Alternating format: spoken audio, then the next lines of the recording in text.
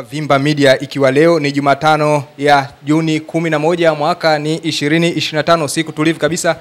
Ni muda mrefu zaidi ya mwezi mmoja sijaonana na mzee wangu mzee George. Hapa katikati mengi yametokea, lakini kubwa zaidi ni sakata linaloendelea kuhusu dabi. Mengi yameibuka kila siku, scenario mbalimbali zinaibuka. Sasa hivi tupo katika madeni. Wengine wanasema wanasongesha, wengine wanakata juu kwa juu. Lakini tumsikie mzee wetu mzee George. Yeye ni shabiki kindakindaki, lakini pia mwanachama wa Young Africans. Yeye jambo hili analichukuliaje? Tangu mwanzo hatuchezi, lakini sasa hivi Young Africans wamekuja hata kwenye kombe la shirikisho finali ambayo imetarajiwa kupigwa pale uwanja wa Amani Zanzibar dhidi ya Singida Black Stars, wamesema nayo hawachezi mpaka madeni yao walipo. Mzee George, kwema mzee wangu? Kwema kabisa, habari ya majukumu. Salama za muda mrefu. Mimi nashukuru kweli, hatujaonana muda mrefu. Na mimi nilikuwa na majukumu yangu ya kazi. Lakini leo tumekutana. Basi nashukuru Mungu, tunaweza tukawa na mchango au idea yote na sisi tukachangia kwenye jamii. Nini hili sakata linaloendelea? Kwa kweli mimi kidogo nasikitika na inaumiza kwa sisi ambao wenye starehe za mpira. Maana kuna wenzetu wana starehe zingine, wanaenda baa, wanashinda, wanaenda kutafuta vijiwe, vini vya kucheza madisco. Lakini sisi starehe tu mpira. Kwa hiyo mpira unapoanza kuvurugika, basi tunakosa amani. Sasa hivi hatuna amani kwa sababu yale ambayo tulikuwa tunayatarajia tuone mpira tupate burudani yanaanza kutoweka, na Yanga wameweka msimamo wa kutoa ushiriki mechi kwa sababu kuna vitu vinawakwaza katika bodi ya ligi pamoja na shirikisho. Mambo ni mengi. Kwa hiyo mgogoro wa dabi kutochezwa ndio sababu kubwa iliyopelekea mpaka leo tumefika hapa tulipo. Kwa kweli inasikitisha. Hata juzi wakati nimesikia Yanga wameitwa na kamati ya bodi ya ligi, tukasikia wenyewe wakisema kwamba kumbe kulikuwa na maelekezo kutoka kwa wazito kwamba geti ile lifungwe, baadaye Yanga wakaja wakapakaziwa. Kwa mujibu wa maneno alisema majibu alisema Alikamwe, lakini inasemekana ya maneno yalisemwa ndani ya kikao cha ndani cha usuluhishi pale pokaa. Sio aliyatamka hayo. Na mimi naamini Alikamwe hawezi kuzuka tunakalisema hilo. Itakuwa kuna maelezo katika maelezo yake, sio alisema hivyo na akumtaja huyo mhusika, lakini shida ipo. Kwa hiyo kuna, ukiona hivyo ujue kuna madudu mengi hapo sisi wengine hatuyajui. Mfano kama hili la hela la nini sijui Yanga wanadai, sisi kama wanachama wapenzi kwa tulijui.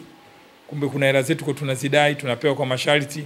Lakini mzee George, kuna mkanganyiko kidogo. Bingwa wa CRDB Confederation Cup pale isemekana anachukua milioni 50, lakini kwenye barua Young Africans ambao wao walitoa walisema wanaidai wanachodai wao ni milioni 200 ya ubingwa wao wa msimu uliopita. Hapa kwako kipi ni sahihi hata? Kwa hiyo jinsi unavyofahamu. Sasa mwenye kudhibitisha hilo anatakiwa adhibitishe nani? Yeye yule mdhamini wa hiyo ligi. Mfano kama CRDB, yeye anatoa shilingi ngapi? Kwa sababu sasa inawezekana na nchi yetu unajua mambo ya utapeli mengi. Huko wanaweza kuwadanganya Yanga inatoka milioni 50, kumbe kule wanachukua 200 na kitu. Sasa hayo mambo hayo yanaweza kawepo. Lakini all we know kama walivyotoa, nimeona hata kwenye mitandao inaonyesha mahesabu, si walikata hivi, walikata hivi, walikata hivi. Kwa maana hiyo kweli ni zaidi ya milioni 250 hiyo. Sio milioni 50, ni milioni 200. Na hiyo ndio inaonekana hata ukiangalia wachambuzi kina Salamba wanasema inakwenda inabaki zaidi ya 200 na kitu. Ndio hela wanaodai.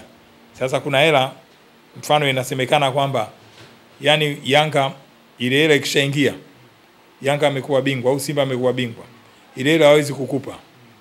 Yani hiyo siju kanuni imetungwa nayo ipo au taratibu. Yani hiyo kama utoto wa mjini, ile hawezi kukupa. Wanaangalia lini utafanya makosa. Au lini unakuwa labda akadeni.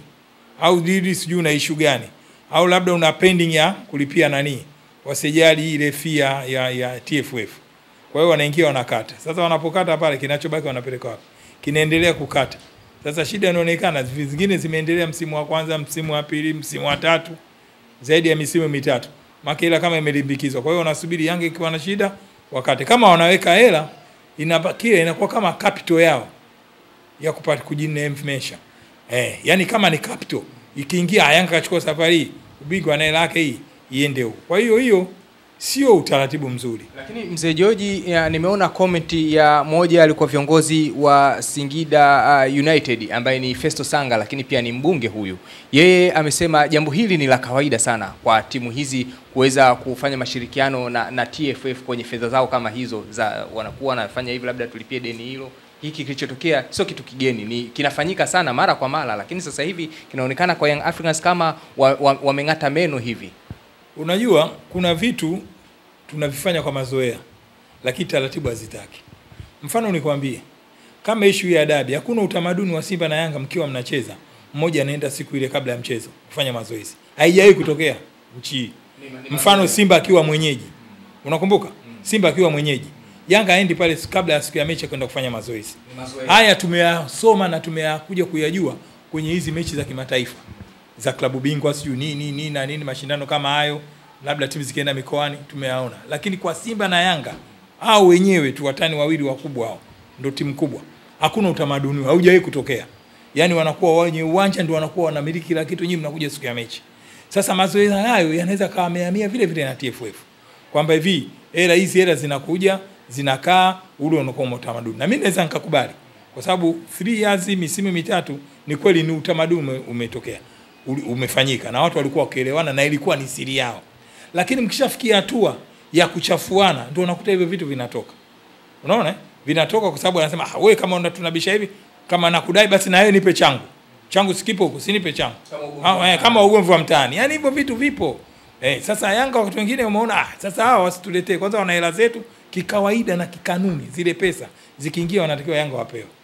Kama wana madeni watakubaliana, lakini hela yao inaobakia pale. Ukishakata madeni yako unafanyaje? Unampa. Labda kulikuwa na faini fulani, na faini zina limitation muda. Kwa maana hiyo kama kuna faini zilikuwa zimelala za Yanga wamepigwa miaka muda mrefu, alafu TFF hawakuchukulia hatua, wakawa wanawalea Yanga. Haya ndio mazoea mabaya. Kwa sababu walipashwa kama kulikuwa na faini au kuna madeni ya wachezaji kulipia zile usajili kupitia TFF, wao TFF kwa nini waziweke? Kwa sababu TFF hapo inaonyesha wao ndio wa kwanza wanaokiuka hizo kanuni. Hela unapoambiwa hivi, mimi naambiwa hivi, wewe George umefanya kitu fulani, TFF inakwambia utalipa faini ya shilingi 500,000. Kwa nini? Ina muda kulipa, au sio?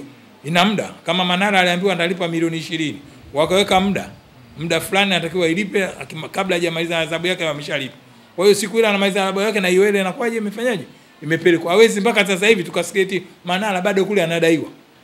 Zile zinatakiwa zilipe kwa on the time. Sasa kama hao wanatoa kwa muda, maana ukipigwa fine unaambiwa na utalipa kwa kipindi gani. Lakini kama wanatoa fine, alafu hawana muda specific wa kusema deadline hakuna, yani inaendelea, ndio hiyo sasa TFF maana yake inajitengenezea mazingira kwa hizo timu kubwa, wakijua hawa kwa vyovyote watakuwa wanasajili wachezaji wa kigeni, au sio?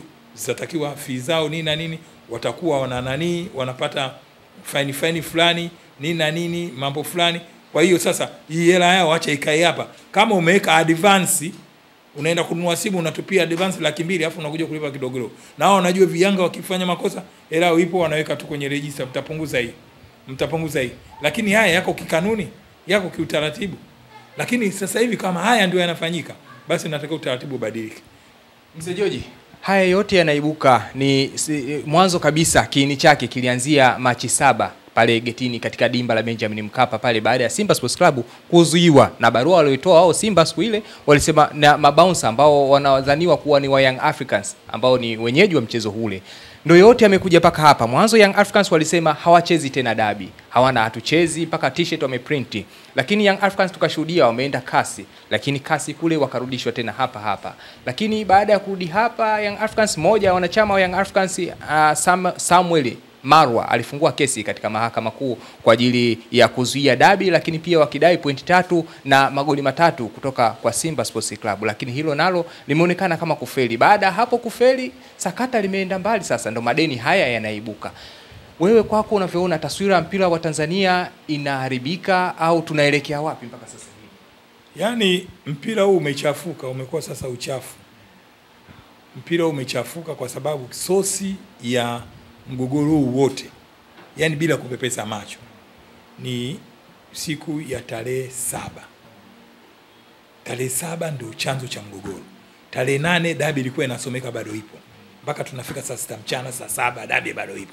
saa 8 inafika tunaambiwa dabi haipo. Pale watu ndio walipoamua kuziharibu kanuni. Kwa sababu tarehe 7 ile watu walitegemea Yanga kama kweli waliweka mabouncer wazuia Simba wasiende pale. Kama nilivyosema ilikuwa sio utamaduni wetu, lakini wana haki ya kwenda. Kama walienda pale, wakaenda hata isingekuwa bila kutoa taarifa. Au sio? Yanga wamewazuia mabouncer. Taarifa zilitakiwa zipelekwe bodi ya ligi. Kwamba jamani hawa walizuia kufanya mazoezi. Bodi ya ligi short and clear ilikuwa inachukua jukumu tu kwa piga faini Yanga au adhabu inayostahili kulingana na kwa mujibu wa sheria na kosa lenyewe. Isingekuwa na utata na Yanga wasingebishia mechi wala kuigomea. Kwa hiyo waliamini kwamba kama wale wamesema mabouncer wamewazuia na Mguto ametangaza mechi ipo saa 4 mpaka saa 6 mechi iko pale pale. Maana yake Yanga walikuwa kwenye preparation kwenda kwenye mechi jioni. Matokeo yake nakufasa nayo wanasema mechi hakuna. Sababu za kualisha mechi zipi? Sababu hakuna. Na ndio maana leo unakuta mpaka hivi sasa sababu hazipo. Shida ndio iko pale. Haya yanayolipuka sasa hivi ni kama mambo ya kukomoana. Kuonyeshana vidole kukomoana. Na kwa sababu sasa hivi Yanga dhamira yake sio sawa. Dhamira yake mbili tu. Moja, kutocheza hiyo dabi mpaka watu fulani wawajibike. Na kuwajibika ni jambo jema kwa sababu kwa kifupi hakuna Mtanzania asiyejua kwamba wale viongozi wa bodi ya ligi, viongozi wa TFF pamoja na kamati ya masaa 72 imevuruga mchezo. Mimi ndio mara ya kwanza naona kamati ya masaa 72 ilikaa kujadili swala la Simba ndani ya masaa 72 baada ya siku ile tarehe 7 siku ile wamekutana masaa 72 yalitimia wakakutana. Lakini mara nyingi adhabu zinatokea wanakata miezi mitatu mingapi wanakutana wanatoa maana 72 maana yake wanamaanisha masaa yale 72. Lakini kulingana na nafasi za watu na muda wa kukutana. Hiyo haina shida. Lakini walikutana. Lakini nao ilikuwa bodi ile ya ligi ilivyokutana masaa 72 pamoja na barua ya Simba walistahili kusema tu jamani mechi iko pale pale itapigwa. Maana yake Simba angegoma utaratibu wa kuna nini ungefuatwa wa kukatwa hizo pointi 3 na pointi 15. Lakini mzee George lakini nao viongozi wa shirikisho hilo kwenye bodi ya ligi walifunguka wakasema tulimstai fulani Simba kwa sababu Mguto alisema tulimstai tungesimamia msimamo wetu wa kusema tumkate pointi 3 tumkate na pointi 15 ashushwe na daraja. Maana yake Simba angeshushwa nini daraja. Hivyo kweli hata mimi ni Dar es Salaam Young African singefurahia Simba kushushwa daraja. Kwa kifupi nisingefurahi kwa sababu utamu wa mpira ungefanyaje ungepotea. Lakini walisema hivi wametumia busara kufanya vile. Haya sababu za msingi toeni basi. Wakasema hivi kuna viashiria vya rushwa, kuna sijui uvunjifu wa amani, kuna nini kimefanyika nini fine. Yanga walikuwa very cool. Walirudi kwenye position yao wakawa wanasubiri maelekezo. Matokeo yake hakuna kitu chochote. Yanga wakaibuka na hoja kwamba hata hiyo mechi mtakayopanga tena si hatutacheza mpaka mtupe taarifa. Wakaidi watatoa. Mpaka leo wametoa. Hawajatoa. Alafu inasikitisha. Yaani inasikitisha. Mchezo uliahirishwa tarehe 8. Chukulia tarehe 8 mpaka tarehe 8 mwezi wa 4, mwezi mmoja. Mpaka mwezi wa 5, mwezi wa 2. Mpaka mwezi wa 6 tarehe 8, miezi mingapi? Miezi mitatu. Bodi walikuwa wapi? Ilikuwa within March. Ndani ya within kutoka tarehe 8. Within March ile kwenye tarehe 15, 16, 17, 20 ngapi au tarehe 10. Yaani walitakiwa waite Yanga. Jamani nyinyi ndio mlikuwa mnahost mchezo huu. Sasa kwa kuwa imetokea hali hii, mechi tumeahirisha. Wawasikilize Yanga.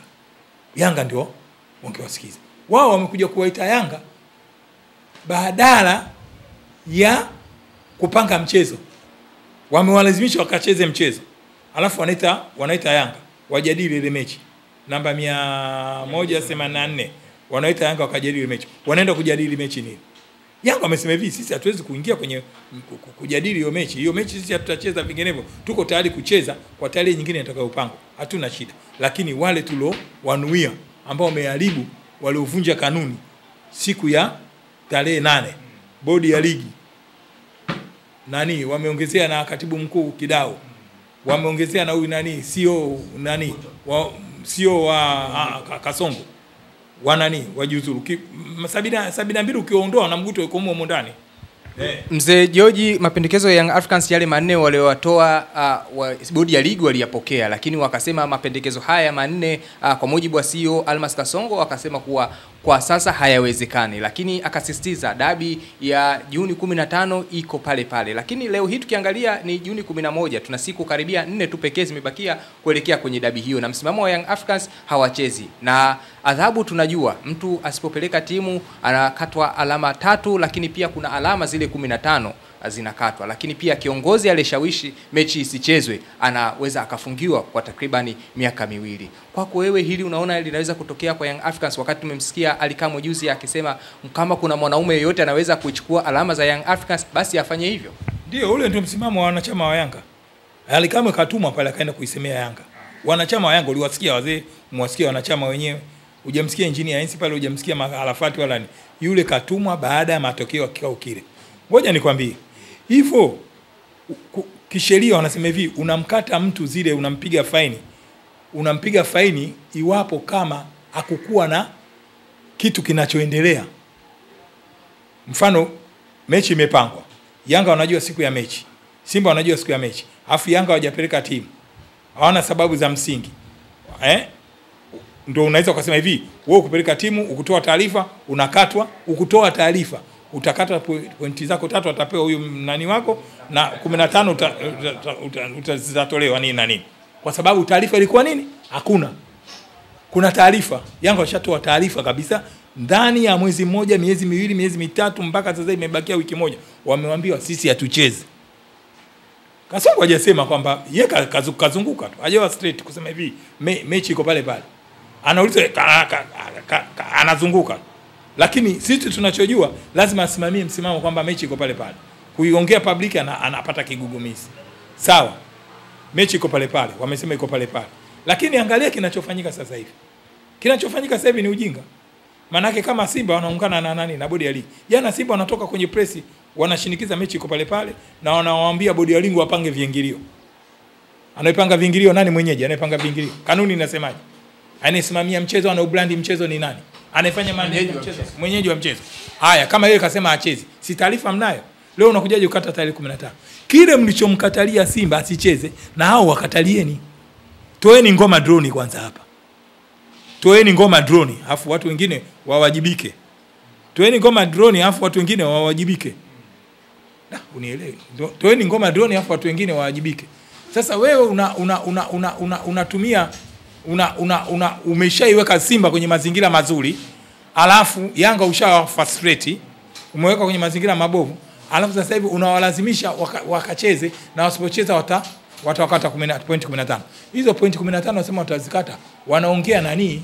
Wachambuzi hao uchwala kama kina Jimedali kina nani, ndio wanaongea namna hiyo. Lakini wenyewe wakati kuna siku uliwahi kumsifia Jimedali Said Kazumari? Sijawahi kumsifia mtu kama yule. Namsifia kwa lipi?